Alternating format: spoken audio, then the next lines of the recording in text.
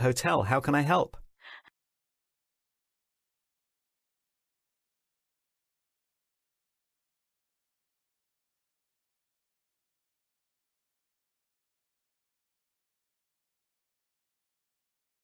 Hello. I was wondering if I could book my dog in for a stay at the hotel while I'm on my summer holiday in July. Sure. You're booking nice and early, so we have space available all through the summer. I'll just need to take a few details. What's the name of your dog? It's Oscar. He's still only a baby, really, at just over 1, but he's big because he's a German Shepherd. Oh, yes. They can be quite big puppies. And can I take your name, please? Yes, it's Simone Vittoria. So that's Simone with an E and Vittoria.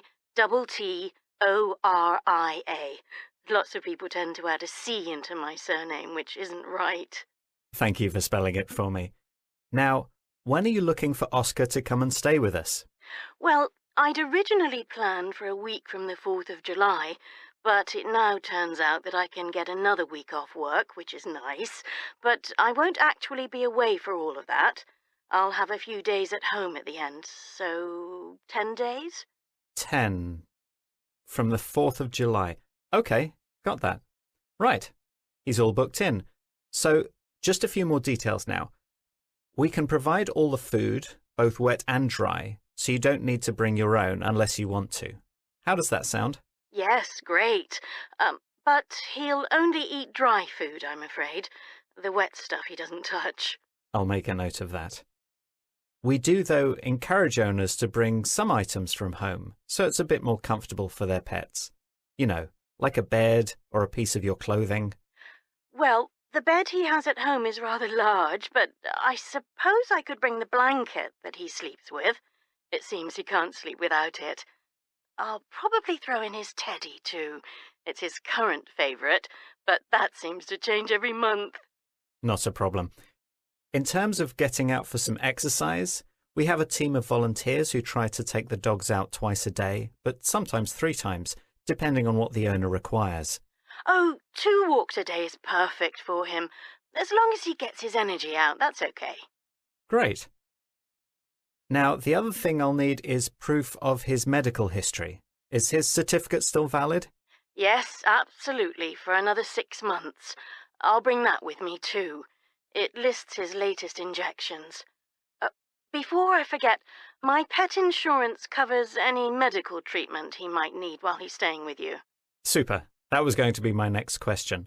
I'll just write that down. Okay, that's nearly everything. So the total cost comes to £150. Wow, that's good value. Yes, we're running a special promotion at the moment, although we only accept credit cards and payments in advance, if that suits you. Oh, yes. I'd rather pay right now, so it's all settled. Fantastic. We'll sort out the payment in just a moment. But I've just realised I don't have a contact number for you. Can you give me your mobile number? Of course. It's 07101 889 434. Sorry, was that 889334? No, 434 at the end. Okay, thanks. Right, I think we're ready to take payment.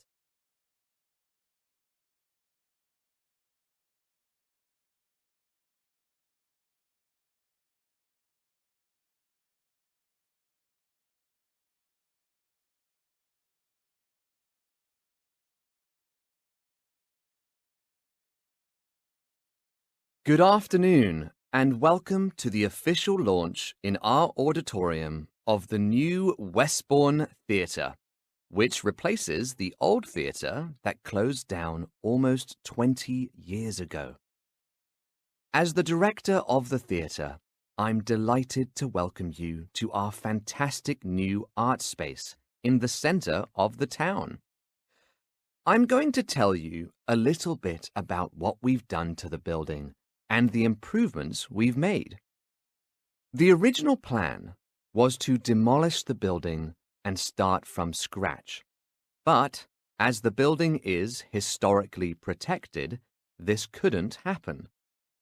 However, it turned out to be a blessing because during the restoration, we uncovered some unique features of the building that are now proudly on display in the auditorium.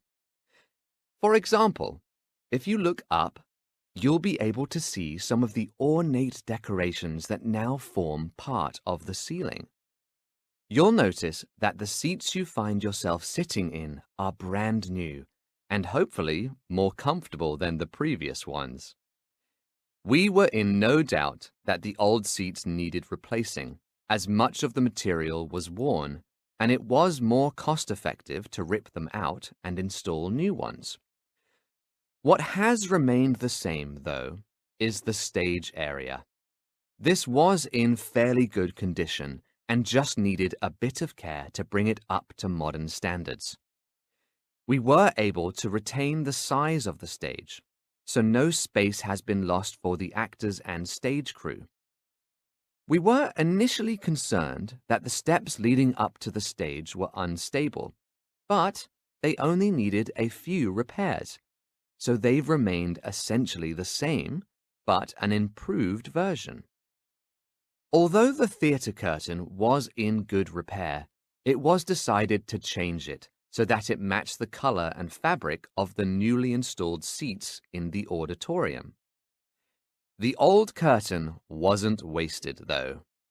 We managed to donate it to a charity which will use sections of it to recover antique furniture to sell on and raise money for the Arts Council, which we're very happy to support. In addition to our exciting new premises, I'm also pleased to announce that we'll be offering a range of programs to suit a wider audience than previously. The first program, which will be starting in the next few weeks, is our Shakespeare season. This is a very exciting new direction for us, as we'll be presenting shortened versions of the majority of Shakespeare's comedies. It's hoped that these shorter plays will encourage more young people to get interested in the theatre and what it can offer. The plays will be staged by the Golden Theatre Company, which is made up of only women. This will bring a new dimension to the cast and will hopefully appeal to a more varied audience. In line with our dedication to bringing theatre to all ages, we'll be running children's workshops in the near future. We already have a list of professional actors from the area to run classes on the art of making speeches and demonstrating emotion. Those children who don't want to appear on stage will be able to have classes in set painting and set building, which will allow them to be involved in a different aspect of theatrical production. As I mentioned earlier, we're great supporters of the Arts Council, especially as they've given so generously to the restoration of our theatre. Therefore, in honour of them, we'll be holding special charity events throughout the year, or, to be more specific, 6 times throughout the year. So every 2 months. These events are intended to raise money for the council, which does such wonderful work in promoting the arts in the local area and nationally. Events we've booked so far include a comedy night, an evening of musical performances, as well as various dance recitals. I think it'll prove to be very exciting. So, let me move on to introduce you to the...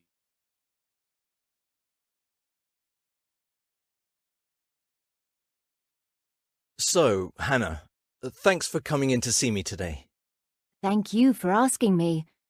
I thought you'd want to talk to me about the last essay that I handed in. I know I probably didn't do enough research on the topic.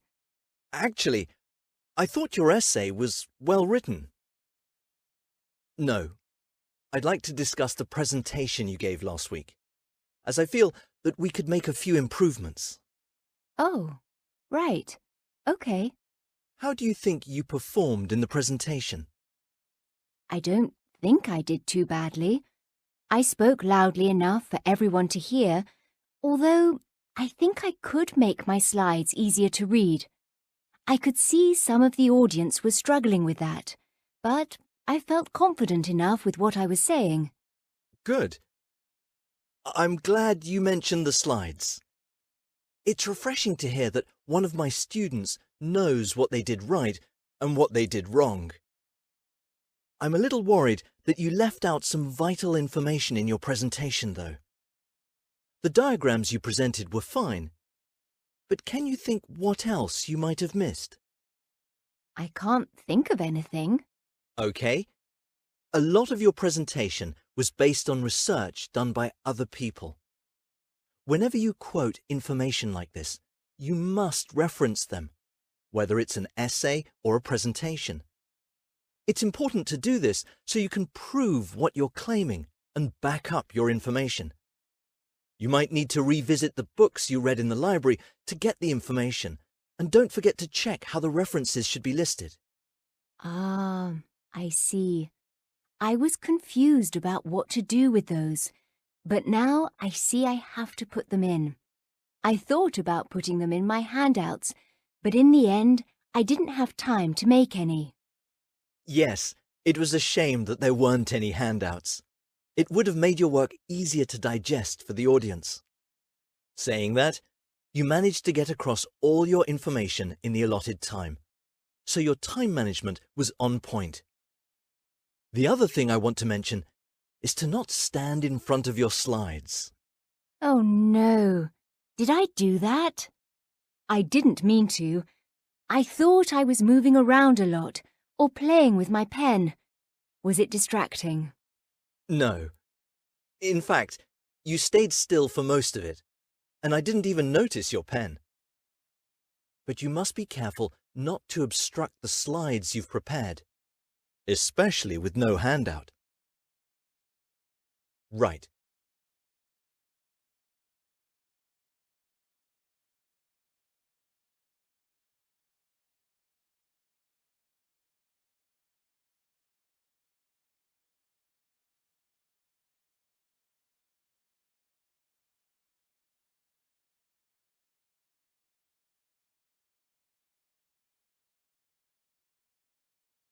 Let's talk about your next assignment. Have you chosen a topic for your essay? Yes, I think so. I originally chose the French Revolution to write about, but when I looked into the notes I'd made, I didn't think I could make a convincing argument, so I changed to the history of medicine. I think that's a good choice. We've covered that a lot in our sessions, haven't we? Looking back at your last essay, I think you need to work on the concluding argument. You wrote a fine introduction, and it was well researched, but I felt you needed more persuasion to finish it off. Right.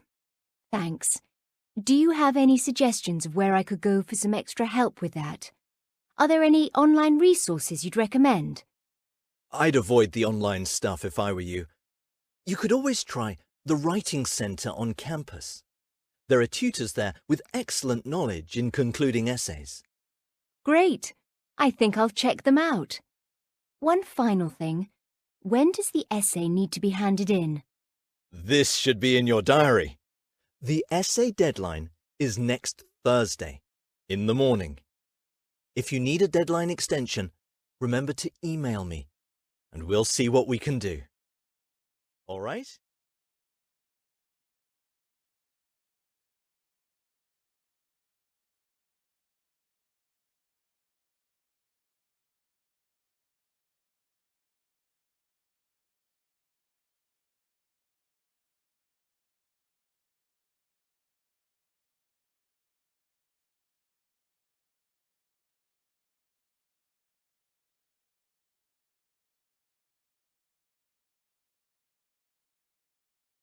In this session, we're going to be looking at some of the history of the use of watermills in Britain. As we know, the main mechanism of the watermill uses hydropower to generate movement in order to complete a process.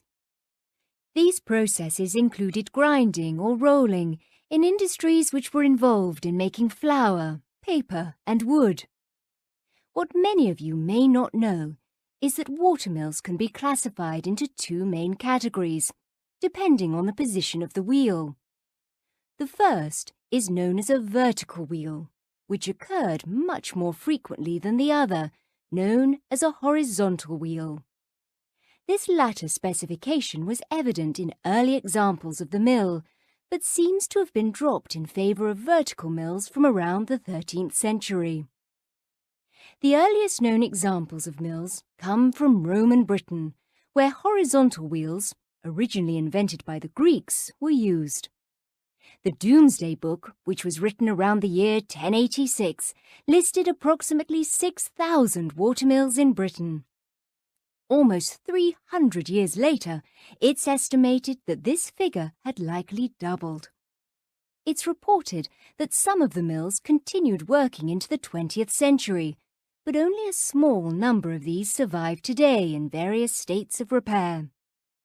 Although it is probable that the majority of mills were designed with one purpose, many mills often changed function, depending on demand and availability of raw materials, but this was unlikely to have necessitated a change to the position of the wheel. Due to the very nature of how watermills were driven, the majority of mills were located on a riverbank in a river valley. This would allow the flow from the river to turn the wheel, enabling the process.